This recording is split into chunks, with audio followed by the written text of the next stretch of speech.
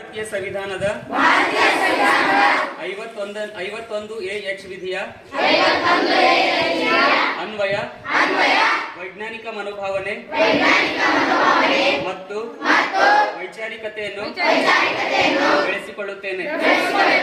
ನಾನು ಪ್ರಶ್ನೆ ಮಾಡದೆ ಯಾವುದೇ ತರ್ಕ ಒಪ್ಪುವುದಿಲ್ಲ ಹಾಗೂ ಸಂವಿಧಾನದ ಮೂಲಭೂತ ಕರ್ತವ್ಯದ ಆಶಯದಂತೆ ಮೌಢ್ಯತೆ ಮತ್ತು ಅಂಧಕಾರವನ್ನು ನಿರ್ಮೂಲನೆ ಮಾಡಿ ಜೀವ ಜಗತ್ತಿಗೆ ಪೂರಕವಾದ ಬದುಕನ್ನು ರೂಪಿಸಿಕೊಳ್ಳುತ್ತೇನೆ.